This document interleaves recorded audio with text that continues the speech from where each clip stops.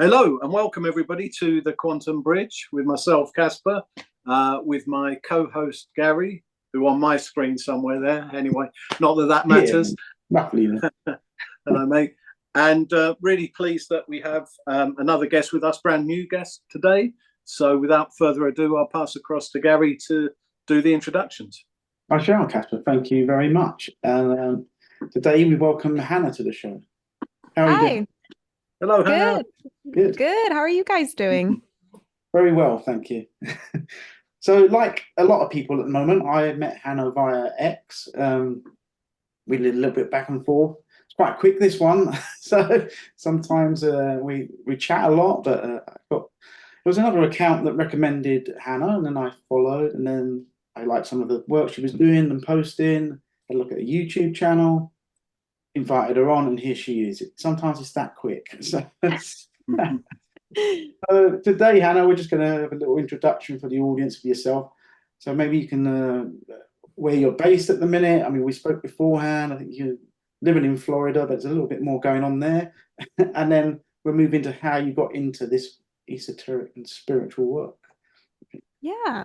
Yeah. So I was based in Florida for about 6 months, and now I'm visiting my parents in DC and helping them with a move. They're both moving, so that's pretty much why we're up here. And then I'm probably going to end up going back to Texas, or Tennessee. I don't know. We still haven't really decided yet, but I'm pretty sure it's probably going to end up being Texas. And I got into spiritual work, esoteric work, I would say about maybe a little over a decade ago, Yeah. maybe 12 or 13 years ago. I Both of my parents are very interested in the occult and have explored their own realms of esoteric spirituality. My mom is more interested in like Eastern religions. She was really into yoga, really into Reiki. I got Reiki certified at like 16 with my mom. And my dad is a part of the Rosicrucians, the Order of the Rosicrucians. So he was kind of more into like Western occultism. He was really interested in a lot of pagan belief systems and specifically like Celtic esoterica. So I got a nice, like, kind of well-rounded view of all these different faiths and different belief systems. On top of also growing up Christian, I grew up Presbyterian, and I was never super devout. I was never super into, I guess, being a Christian. I didn't really identify with that label. Even though I did believe in a God and I believed in a higher power, I just didn't feel Christianity was really it for me. And it wasn't until I found the wondrous world of the occult that I really started to dive deep into my passion for spirituality. Mm. And I guess it was probably around when I was maybe like 19 or 20, I started feeling called to teach because I had been studying for about a decade, almost a decade. I had spent just reading and watching lectures and just delving into myself, meditating, all of that stuff, astral projecting, practicing all these various modalities of energy work. And I don't know, I guess maybe that spark within me activated, like my purpose activated. And I just started to see all of these things that were telling me, like, you need to put yourself out there and you need to really start sharing your wisdom with people. Um, Little did I know at the time, I was working with some beings, very, very kind beings, who are really just, they've told me that they're like an extension of me, and they just kind of project themselves as these three beings. But everything is connected, all is one. So, they're basically just, they've told me like, we'll guide you, we'll assist you, but we're really just you guiding yourself. I don't know how to explain it. Mm. But I they think put, that's a perfect explanation. Mm. yeah, they've given me a lot of great assistance and just crazy things that they've stepped in and helped me with over the course of my life. So I trust them, I have faith. And they've asked me to kind of be a catalyst for this awakening. And there's many like us, who are called to this awakening and called to assisting others in tapping into themselves, becoming more self-aware, becoming more aware of, their co-creative ability and all of that. So around 19 or 20, I started feeling called to teach. I started my YouTube channel. I really started with reading tarot cards. And that's still a passion of mine. I really enjoy it. But I also, on top of that, make educational vlogs, and I talk about different topics related to spiritualism, and try to break it down in a way that's digestible, and easy to understand, and really easy to apply. Because, sometimes when you read through these books, these like old texts, these philosophers like Nietzsche and Steiner and all of that, like it can be really hard to grasp. Like the lingo and the language and all of that can just be really difficult to grasp. So the job that I've kind of taken on is to go and read through these works and kind of come to my own understanding of them, and then help others come to their own understanding by translating it into like a more modern expression of what those truths mean. For the TikTok generation. Yeah, for the TikTok generation. Yeah, How is pretty that, much. Hannah? With obviously it appears you was quite immersed in this growing up in a way. It's surrounded by it, but I mean, was you like the weird kid that was into all these things? I mean, it's quite trendy now, right, in a way. But how was it when Yeah. you was growing up? Was it? Yeah, it's honestly incredible to see how many people I never would have thought would have been open to any of this stuff are coming to me now, from like 5, 6 years ago, are coming to me now and saying, hey, I'm having like lucid dreams, or, this stuff is happening to me. I had this paranormal experience. And looking back, I do feel like I had messages that were telling me like people will see one day, and because I did feel like I was kind of the weird kid. And I had people tell me, this stuff is very taboo, and it has been for many, many, many centuries. Um, it's really only been within the past like maybe 4 to 5 years since really 2020. Honestly, I think that's really when I started to see a lot of people activating and kind of showing interest in this stuff. But before that, yeah, I think people did kind of think it was weird. And I had some people, kind of say things here and there. And, I've dealt with my fair share of of people ridiculing over the course of my life. And I let all of that stuff go because it really doesn't matter. Everybody's only operating from their level of consciousness at the time, and we're always ever expanding and ever opening our minds. So, I try not to let it get to me. I'm just happy that people are really seeing the truth of what the world is, because it's so much more beautiful and grand than what, the modern schooling system has led us to believe, what society has led us to believe. And I'm very grateful at the end of the day, but there has indeed been a massive awakening, and it's been a blessing to watch it happen, and kind of see this growth and this progression over the course of the 12, 13 years that I've been doing this. I'm sure you learned a lot from those less positive, I won't even call them negative, but less positive experiences anyway. And I've sort of felt, I think Gary and I have both felt this, that there's a sense that we've needed to build a certain type of sort of psychological and psychic armor over the last sort of 3 or 4 years. And, actually we might find that all that sort of anything that was sort of more detractor based is in the future going to be those things that we see really equipped us to deal with this next wave of expression that comes from so many of us going internal rather than being so much focused on the external. I wonder how you feel and whether you resonate with that, Hannah. Oh, I absolutely resonate with that. I definitely have learned, I don't even really like to see negative experiences as negative. Everything's neutral, you know what I mean? And we can gain or we can lose ourselves to certain experiences. We can either gain from them or we can lose ourselves in those experiences. And especially with a lot of, the ridiculing and kind of just the shadow aspect of this work, having to deal with people who, they either think you're crazy or they think that you're like a devil worshiper. Because on one end, you're like a crazy schizophrenic and, everything has to be proven by the material tools that science has to offer now. Yeah.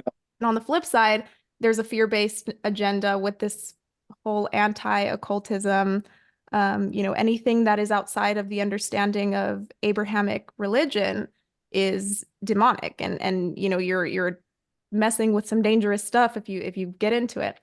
But there is a healthy middle ground, that we can come to. And I think dealing with both of those sides kind of pushed me to want to explore those ways of thinking. So that way I could better be equipped, like you were saying, kind of build up my own toolbox and spiritual armor to be able to kind of navigate scenarios involving these people. And I think now that I've done that, and the fact that I had the opportunity to do that, it's made me better equipped to help these people kind of see my perception, you know what I mean? And even if they don't resonate, because obviously, you're not going to change everybody's mind. Everybody's got their own path, everybody's got their own beliefs and their own backgrounds and perspectives that have brought them to the point that they're at. But I do feel like you can plant a seed, and I think that's kind of what I've done through trying to understand these alternate points of view. You can kind of go and speak their language, and bring it to them, bring the knowledge to them instead of expecting them to come to your own conclusion from a lack of understanding. Yeah.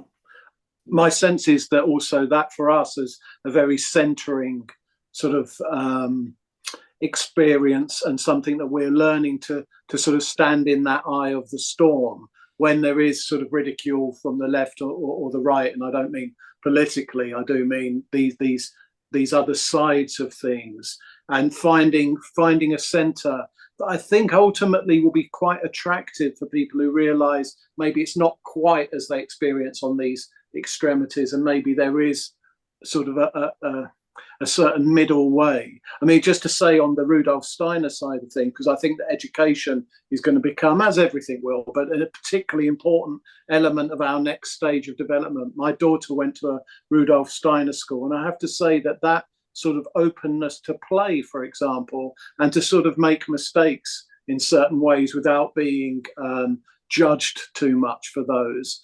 I think that that's a very healthy thing. How much experience do you have of the sort of Steiner world? Yeah, so I actually I've looked into Waldorf schooling specifically, and I Yeah. think that it's a very interesting and, I mean, let alone fascinating type of schooling. I mean, I really like the early integration of utilizing the imagination. I think that's Yeah. incredibly important, especially in terms of our co-creative ability.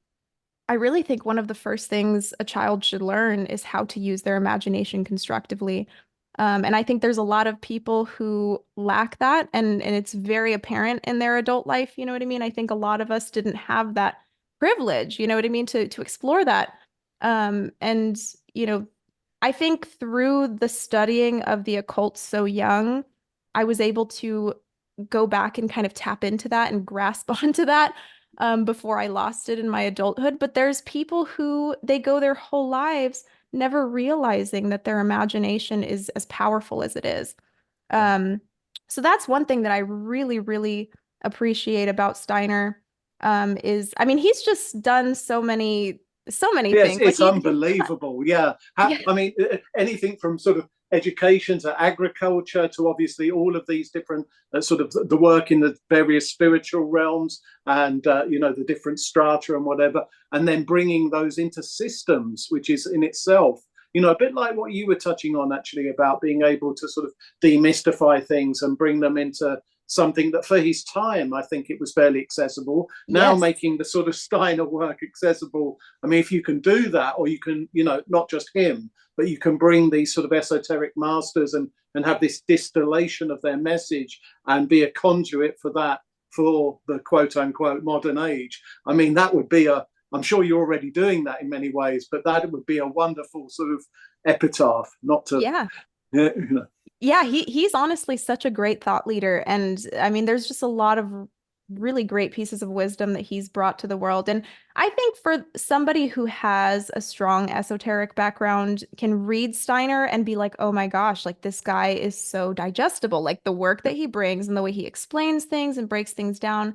It's very easy to read. I mean, I think for you do kind of have to have that precognition, or grounding. like Yeah. that, yeah, like that grounding in esoteric science a little bit to kind of understand But his work truly is amazing. And there's just so much insight to pull, so much great insight to pull from his work.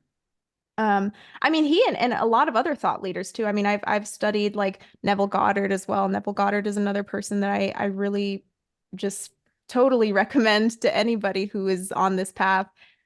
Because, you know, Neville Goddard's work really liberates a person from their past and from their past creations. And, you know, especially when you take things into consideration like reincarnation and the trauma that people carry with them through lifetimes. You know, and a lot of the times they don't even remember that they have this trauma from previous incarnations. And how most people are just punishing themselves unconsciously for the guilt and all of the negative emotions that they carry with them, sometimes through lifetimes. You know, I think Neville Goddard's work kind of alleviates that and allows you to step into the present moment and be like, you know, I can change this now. I can take charge of my life now. So I think it'll be really nice to see how the popularization of Steiner's work and Neville Goddard's work and all of these other thought leaders over the course of history, Yogananda, and all of these other people who have brought these pieces of wisdom to the world. It's going to be really interesting to see how society applies these wisdoms over the course of the coming decades and centuries, because we truly are in the middle of an awakening. Agreed. I mean, even looking at the, you know, whether that be things to do with the, I mean, how easy it is to go back on these lineages now, really, and find access to direct sort of truth. And I'm thinking really of the Templars, because you mentioned the sort of Rosicrucian side of things with your father and the more Celtic traditions. And then you've got, of course, you've got Gurdjieff and Ouspensky, and there's a whole, there's this massive amount of material that, and actually touching on things like Gnostic Kabbalah, and there's so much material, and to sort of weave our way through that, even if we do have some level of grounding and maybe even experiential grounding in these sort of more fringe thought forms, you know, to be able to have people to help to say, well, maybe you could have a look at that, maybe have a look at that, maybe there is stuff within, you know, the more orthodox religions too, that we can all pull in and take from, for the benefit of us all. You know, it's not much point if we're doing that and actually all we're doing is enriching ourselves or gaining some sort of power and insight, you know, whether that leads to money or whatever the only reason to do this as part of a great awakening would be for the benefit of as many as possible, hopefully, for all of us. Yeah. I think that, well, it's kind of interesting that you bring up the Templars, because I was just watching a video on them last night, and how it was interesting. I'll send you guys the link because I think you guys would find this video very interesting. Great, thank you. But it is interesting how they kind of branched off and became the Rosicrucians and, you know, all of these other mystery schools that were kind of underground for so long. And now it's getting to a point where this stuff doesn't have to be underground anymore. You know, people aren't getting killed for this stuff. They can I don't think it can express. be anyway. Part of the whole light and exposure of this time, and part of the Great Awakening, I see. I mean, you may or may not agree with this, but I think there is a big sense that there is a certain type of light hitting everything, and that all secrets will be revealed, whether they like it or not.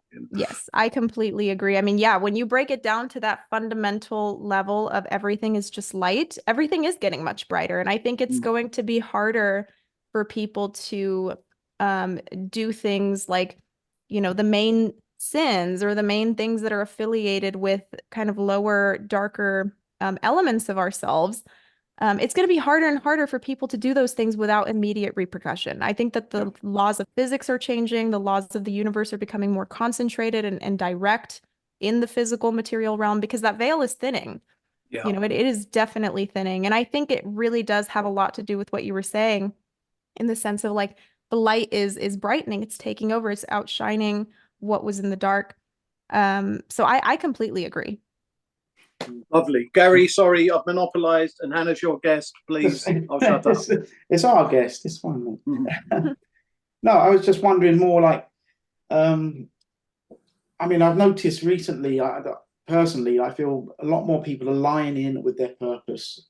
They're starting to be more creative and things. Maybe because of the work that you do, you might be privy to this. And I think the flip side of that is there's a lot of people looking for external events or actions to take place, whether it be politically or whatever, let's that's what they're looking for, and they're missing this bit that is going on behind the scenes of inside each and every person. I mean, Yeah. is that something you've noticed? Absolutely. I mean, one thing that I have found myself trying to frequently remind my audience is that we are the change. You know, us activating ourselves and stepping into our purpose, it creates a butterfly effect that is going to affect us on a societal level. And I think a lot of people don't recognize that. Like, we've been broken down through societal programming so much to see that we're small, we're meaningless, like our actions mean nothing. And a lot of people truly believe that. Like, they really have internalized these beliefs. And they do see themselves as just, a microscopic piece of dust on a floating rock, and like nothing they do matters, it's a very just kind of bleak perception. But what people don't realize is that there is something called the butterfly effect, and the law of consequence, and taking action in life causes certain consequences. I feel like people don't see how much their actions are impacting not just them, but the entire world. And through us stepping into our purpose, we're completely changing the evolution of humanity. And I have noticed that. I have noticed that, especially within the past couple of years, people have absolutely been stepping into their purpose and embodying that and wanting to be more purposeful with their actions and be more purposeful with their life direction. I think it's beautiful. And I mean, that's part of the reason why I do what I do, because I want to help kind of shift this movement and really get onto the kind of hind gears of this movement and allow people's purpose to be enacted in a way that is self-aware and that is conscious, because some people activate their purpose, but they're still kind of operating from those, negative beliefs. They're operating from a lot of that pain. And then they, their purpose kind of becomes more shadow influenced, you know what I mean? And it just becomes very dark, and sometimes it can be destructive, and they don't even realize it. So I think that people activating with their purpose and kind of coming into that awareness and coming into that knowledge is great. But it's only like one side of the picture. I think people also have to be able to go within and figure out, where they still carry trauma, where they're still carrying certain patterns of themselves, patterns of people who aren't even them, patterns of their parents, of their forefathers, their foremothers, and really learning what those things are so that they can transmute them. Because when that transmutation happens, that's when we really will see massive, massive societal upheaval. What people are waiting for with, all of these political situations and external things that they think are going to save them, or they think are going to be the thing that changes the world. We're going to be the thing that changes the world. Yeah, absolutely. That's how I see it. But I see a lot of people get stuck sometimes. I mean, I've been through a lot of, like say, for me, an awakening over the last 4 years or so has been compacted. It's been very rapid, if you like. So and tricky at times, but I had to learn a lot, and I went through that phase where I guess it comes from fear, where you're sort of asking everybody else to then wake up because you're like, you must see what's going on, Yeah. You get in that Yeah. panic of like, you're dragging me down this path I don't want to go. And I think from that, I mean, I had to dig myself out of that hole and become self-empowered and say, well, they can't do that, But that was a lot. Well, I guess when we talk about internal work, it's breaking out of those types of things. And you mentioned earlier of planting seeds. And I think, I mean, do you have some advice for people in that? Because I still see a lot. They're always still looking at the others like they must wake up, and forgetting that power that they have, again, of their own work transforming these sort of things. Mm-hmm. Yeah, it always just takes going a little bit deeper to see, you know what, I actually don't need to push so hard. I can just embody, and I can be, and I can continue to work on myself. And that alone is emitting a frequency that's going to impact people way more than any pushing can. But I totally understand what you mean. There's like a desperation when you wake up like right after waking up of like, everybody needs to see this, you know. I've been there too. I totally understand. And I think that, you know, it's really easy to fall into that. Even long after awakening, I think specifically like with a lot of the events that are going on politically and a lot of what's going on in the world right now, there's this feeling of urgency that I think we're all kind of like sensing of like, oh my God, something needs to happen because something's gonna happen, you know, and there's just this kind of looming air of like something's changing. You know, there's definitely a lot of shifting going on under our feet, and I think we can all feel it. And I think that's part of the reason why there's so much tension on social media too, because I think a lot of the collective is still in that panic mode of like, oh my God, everybody needs to see this, you know? And that's why there's so much bickering and just so much, you know, anger and frustration is a lot of these newly awakened folks are seeing, you know, they're seeing through the veil, they're seeing through a lot of the illusions that have been cast up. But they don't recognize that internal work that is going to contribute to the betterment of society. They still think it's going to be somebody else who fixes everything for them. Or, you know, they're looking outside of themselves for that help. When in reality, I mean, it's really going to take the people coming together and communing. That's why I love X. That's really why I love the community aspect of X or Twitter. It is because I think we're seeing that happen through social media. It's like all these people are coming together and helping each other make these connections, you know, helping each other see these things that they didn't before. And I've always felt that social media was going to play a really big role in the dissolution of the current control structure because, you know, there's just so much going on there. You can't censor everything.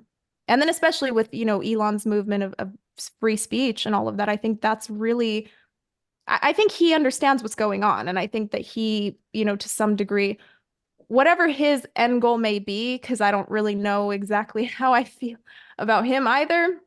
You just never know. You never know with anybody in the public eye right now. I think everything is still so illusory that there's just a lot of shadows being cast up. But one thing I will say is that he definitely does see through something. You know, he sees through what's going on with a lot of the, you know, the control and the censorship that's happening right now. And, you know, he's playing his part in this grand story of the dissolution of the current structure. Yeah. Yeah. How do you see that with social media? I mean, I know he sort of starts looking at it as the collective consciousness of representation in some way. I don't know how I feel about that. I guess it is a part, but it's not like that everybody's on there and interacting with it. So I don't know, you know, I guess it's an aspect of it, maybe. It is, yeah. I mean, it's all really just fractals working together to create this grand tapestry that's the human story. You know, we're all just doing our part. All of these social media platforms, or not even social media, I mean, just people communing and coming together and discussing these ideas and discussing freedom of thought, and really freely expressing themselves. That's what's really going to incite the change, I believe. I mean, it's already happening. You know, people going out and speaking out against corruption, in every way, shape, or form. I think we're seeing the glue start to kind of come apart. Yeah. Whatever weak adhesive was holding this control structure together. Well, the interesting thing is that there evidently wasn't anything holding it together. Yep, that's the illusion too. Is it was really just us the whole time. I mean, it's really just the people. Yeah, definitely. In terms of your work, Hannah, because I'm not so close to it as Gary is, because he looks after sort of our ex-presence and he's used to that channel and everything. If people want to sort of engage with you more, look at what you've done historically, what's coming up, various platforms and whatever, of course, we'll put that all in our sort of additional information section anyway, so that people can immediately connect into you. Is there anything particular that is worthy of note at this moment that you want to sort of shine any light on? Yeah, I mean, just my channel in general, Madame DeVaux, is where anybody can reach me or they can see any of my work. You know, on Twitter too, or X, I'm also Madame DeVaux on there as well.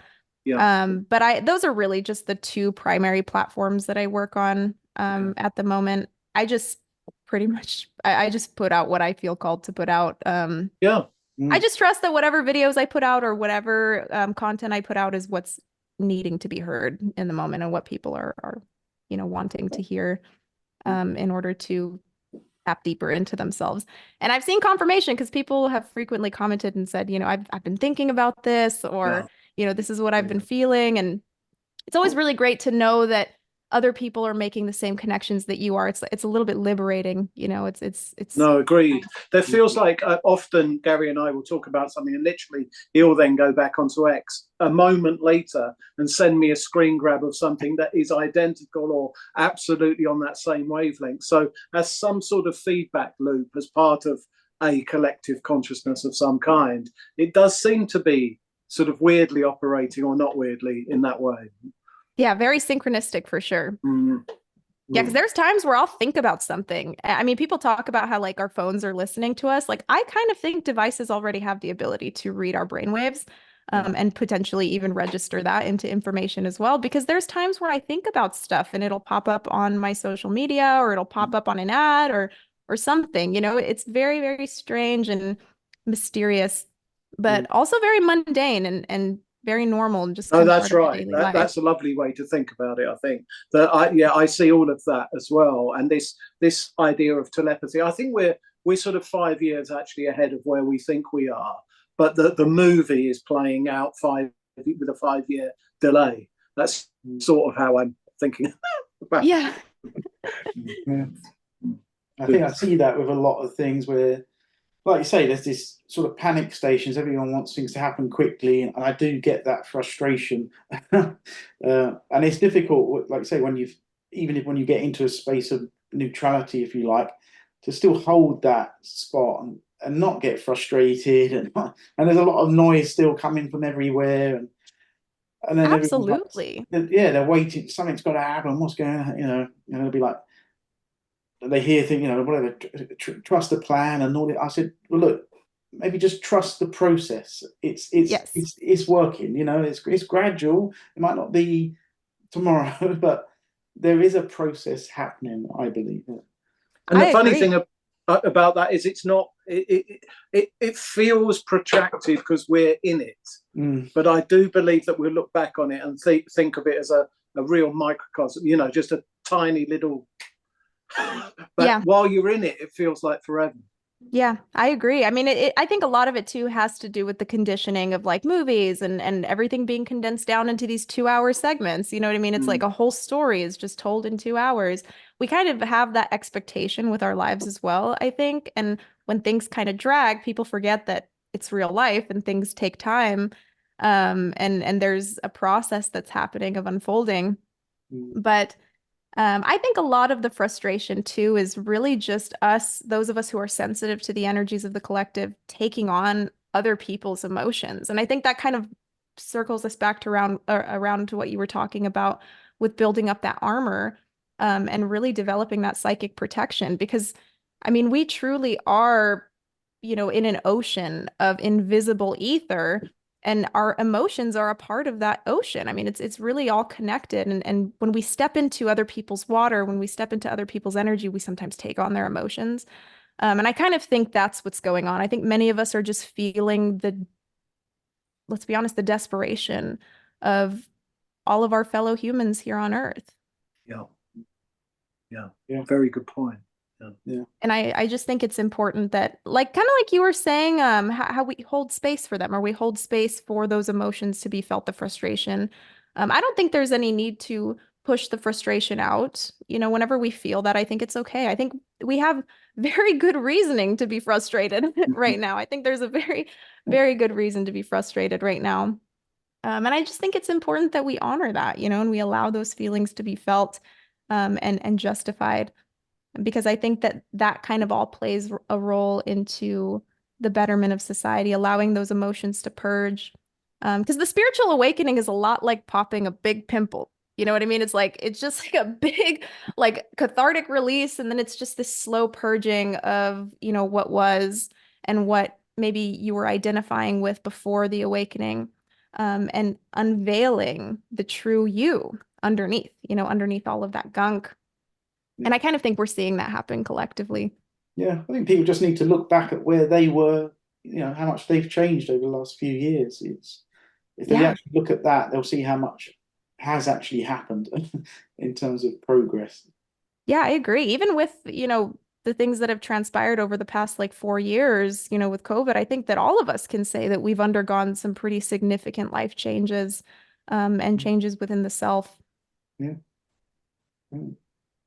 Right. Well, on that note, as usual, our time runs short.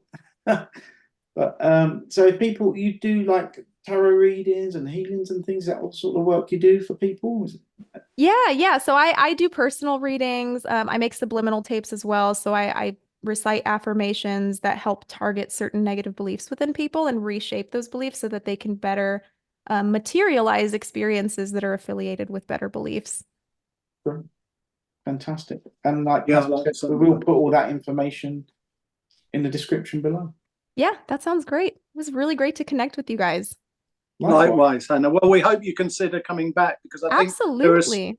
certain of those sort of verticals coming out of this where they require their own sort of show, really.